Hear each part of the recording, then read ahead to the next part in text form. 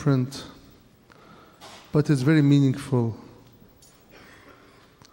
This little 3-minute video clip, what does it mean to carry the cross? And what does Christ really mean by carrying the cross? And why do we understand sometimes by carrying the cross? So here we find everyone in our own life, in our own daily walk, we are carrying crosses. Everyone carrying his own cross. It seems like everyone's putting a little bit effort carrying their crosses. Things get sometimes a bit challenging. And we are just not very comfortable. Carrying the cross was never meant to be a comfortable thing. So sometimes we cry to God, it's too heavy for me.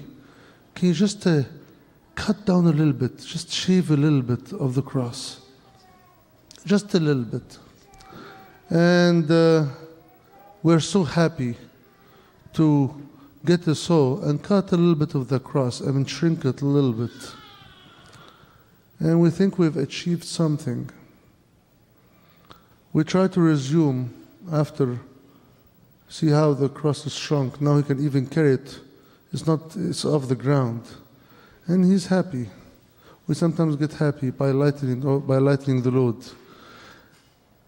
But it doesn't stop there. It seems we like the idea that we made our cross just a little bit smaller.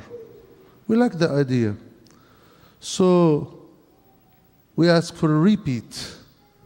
I want a little bit more. Just can I just shave a little bit more? I'll do a little bit better if I just take off this an extra piece. And sure enough, God gives us the freedom to do whatever. So we go ahead and cut another piece of the cross. And we resume. We think we're even in better shape with even a smaller cross. And we thank God, and we keep on going, not realizing what is coming up. So you see here, this person, instead of is singing and happy that he has even a smaller cross. And then here comes a surprise. We have a challenge. A challenge. You see here highlighted by a big gap. And we need to cross over that challenge. We need to cross over that challenge. All those who are carrying their big crosses, the ones that are heavy, the ones that are burdensome, are able to cross and move forward. And the person who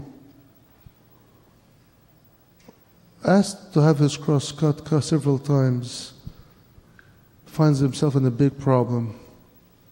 He has a cross, which just happens to be too small to help him. And there's nothing he can do about it. He's stuck there. We'll pause there. So I want to talk to you today about shrinking your cross. I want you to stop thinking of this image. I want this image to be printed in your mind. What it means to shrink your cross. So what is the danger of shrinking your cross? First of all of us as Christians are called to be cross bearers. All of us are called to be cross bearers. He said, if you want to be my disciple, carry your cross. If you don't carry your cross, you're not my disciple. So, are we all disciples or not? I want an answer. Are all disciples or disciples only on the iconostasis? Are we all disciples of Christ or not? What do you think? We're disciples or not disciples? Are we disciples or not? I don't hear an answer. Are we disciples? Yes, disciples carry what? Carry a cross. Every disciple must carry the cross. It's not an optional thing. It's not an optional thing. I think this part we all know. What do we do about it is another story. First of all, we need to realize that our true cross has been carried by somebody else. Who carried our true cross? Christ himself. He carried our cross. He carried our punishment. You know, the wages of sin is what?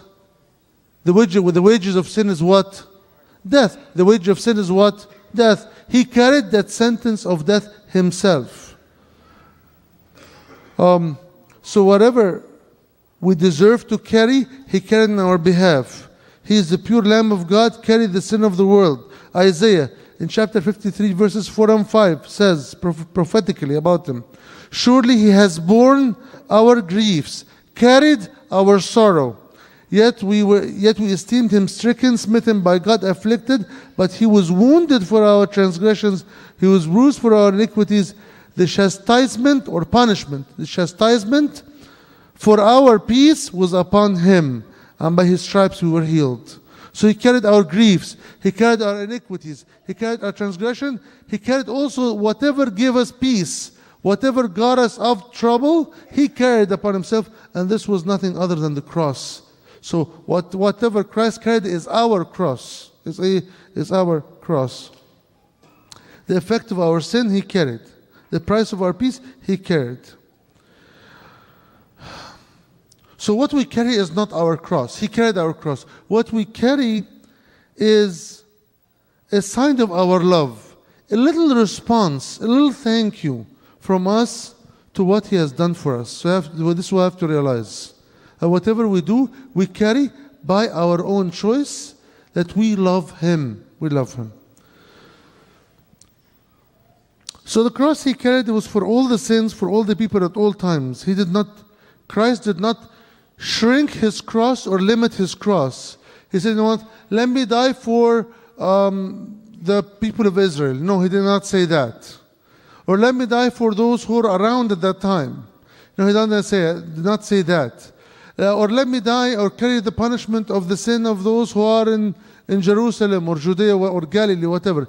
He did not say that. He said this sacrifice of the cross is for everybody, throughout all the ages, in all places. So he's telling us today on this feast of the cross, do not shrink your cross. He did not shrink his. Do not shrink your cross and end up in trouble like that. Maybe the first time you heard this expression, shrinking your cross, but I think it deserves that you try to understand it. What does it mean to shrink your cross? We shrink our crosses when we limit our communication to God to a few hours a week in the liturgy or a few minutes a day in a very quick prayer.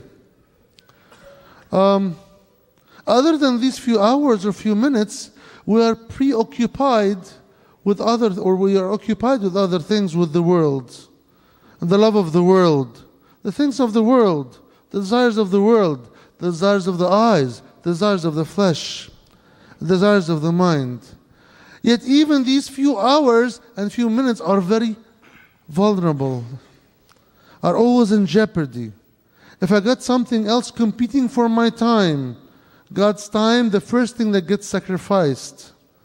If I got a function, or if I got a sports game on Sunday, or even on my these daily few minutes, I'm so rushed in the morning, I don't have time to pray, or I come home and I've finished my homework, if I have any, I played so much, I've talked so much, with the computer so much, and now I'm so tired even to pray.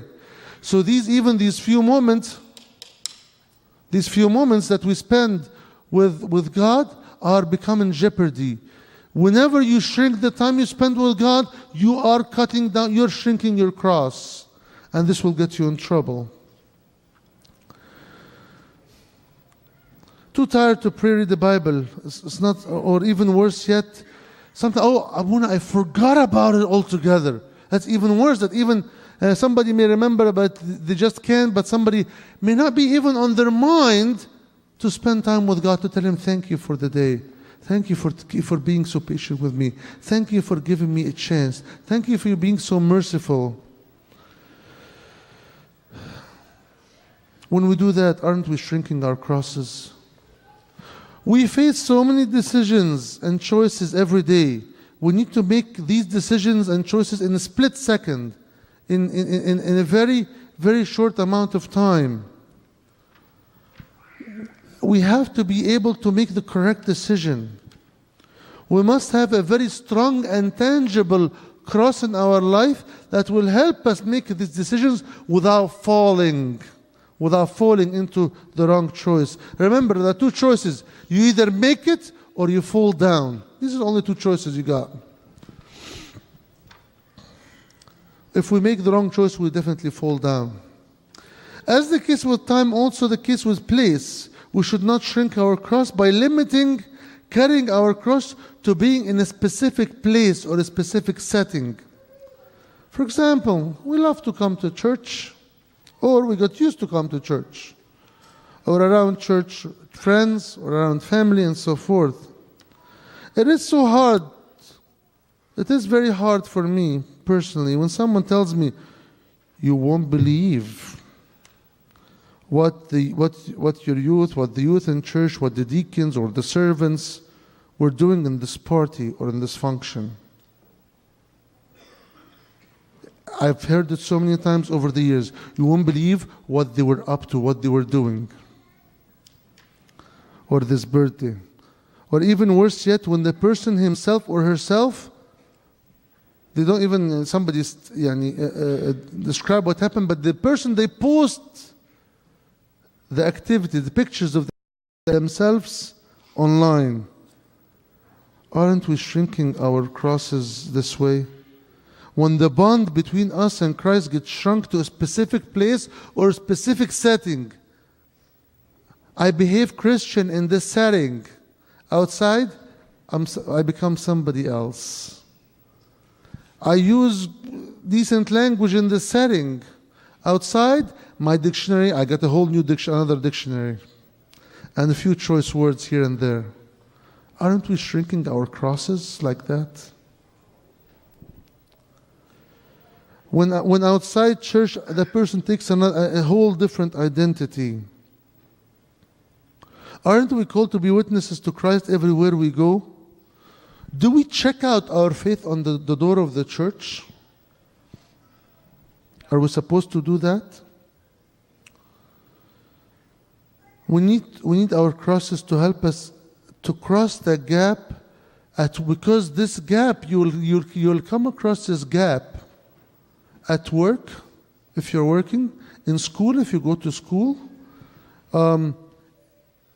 anywhere you will face this cross.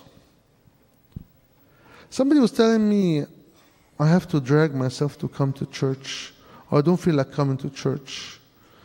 Sometimes I have to drag somebody to do something, What does this mean? That we have a superficial, very, very, very superficial relationship with Christ, with God. Or somebody may come to church for the wrong reasons. Some people like to come to socialize. And so there's no depth. We shrink our crosses again. Let us carry our cross with joy.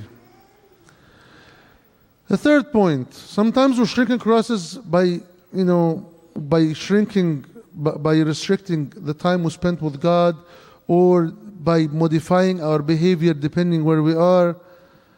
The third one is the method. With the method, what is that method? What does it mean? It means when we take shortcuts, when we take the easy way out, we shrink our cross. Christ took no shortcuts. Christ took no easy way out. Christ did not use his divinity to lessen the suffering of his humanity. This is a very important theological point. Christ did not let his divinity make it any less painful for his humanity. He took the full brunt of pain, physically, emotionally, spiritually. His pain was real and was not lessened or altered at all by his divinity. At some point when I think with Saint Peter who went and wanted to be brave and cut the ear of the servant, said, "Don't you think I can call for a whole legion of angels to come?" He could have called for a whole legion of angels to come. He could have called for he is God, he is Lord, he can do all these things, but he did not. He took no shortcuts in his ministry. Even if we are committed children of God, we sometimes look for the easy way out. It's just natural for us. But Christ is telling us, do not do that. You shrink your cross when you take the easy way out, when you take the shortcut.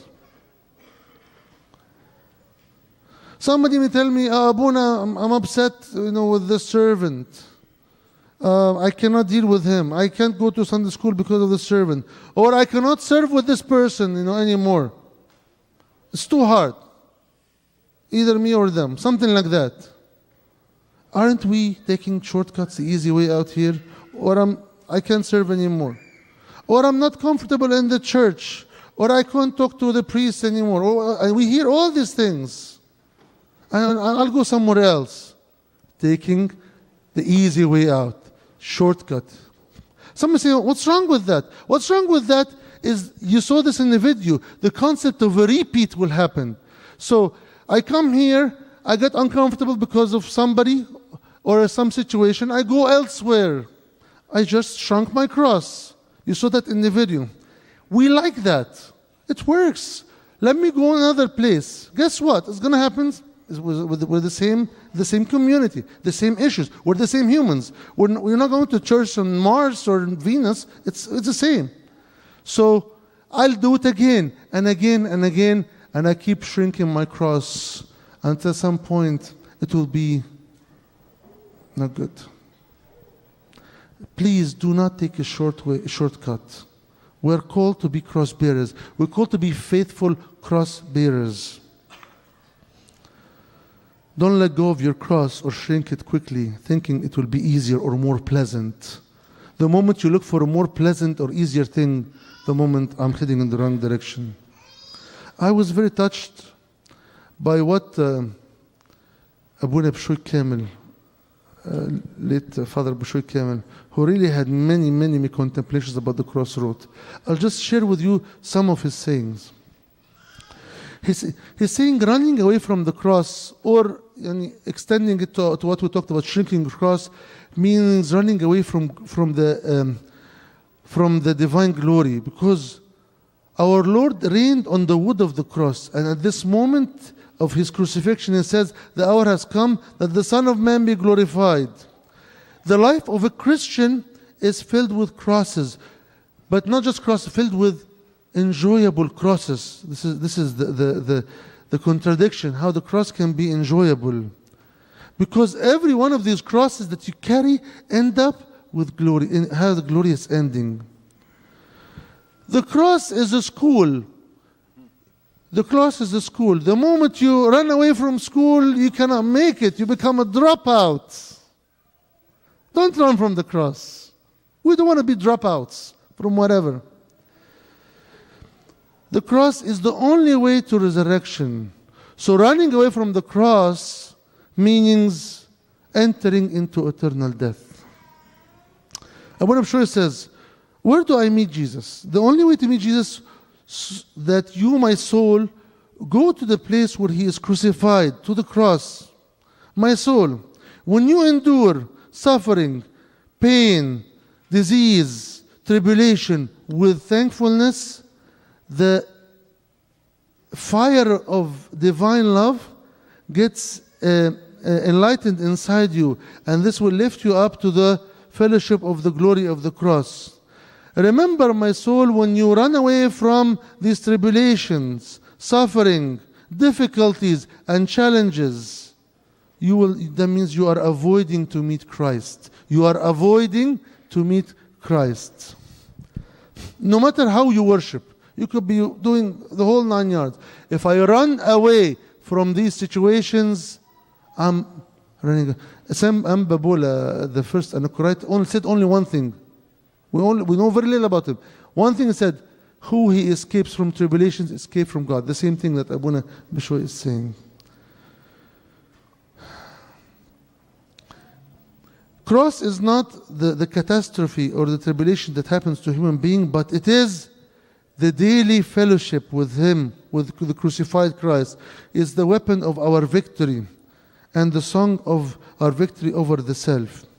A soul without a cross is like a bride without a groom. A soul without a cross is like a bride without a groom. If you escape from the cross is the way of freedom. I'll close with a story from a tradition. Tradition says that that during the Nero, the emperor, there was persecution of Christians. So St. Peter was leaving Rome. And then Christ came and told him, where are you going? Quo vadis. Actually, there's a book or a movie called Quo vadis. Where are you going? In Latin. Where are you going? This Peter asking Christ, where are you going? So Peter is leaving Rome. He saw Christ entering Rome. And Christ told him, I'm going to Rome to be crucified again. At the moment St. Peter understood that he had to follow the Lord with courage to the very end. But we also realize St. Peter that he's not alone, that Christ is going there. Yes, Peter went to be crucified, but he was not alone. Christ was with him. When you are carrying the cross, Christ is with you. So, my beloved, let's not shrink our cross by making our spiritual life just only a few moments that I can make it or not, by not making our faith, something I do in church and some outside, I do something else, or by taking shortcuts, taking easy way out. We want to carry the cross and carry it faithfully to the end. I hope we realize the importance why I need to carry my cross and without shrinking it. You're not alone. He carried it. He's carrying it with you. Interestingly, when Christ was carrying the cross, they brought a human, Simon the Cyrene, to help him carry the cross. But the bigger amazing story is that when we carry our crosses, Christ is there to help us. Imagine, which is the bigger help? Christ helping us carry our cross daily. Because we're following Him. He said, you follow me, you carry your cross and follow me. I'm there with you, carrying your cross. To Him be the glory now and forever unto the end of ages. Amen.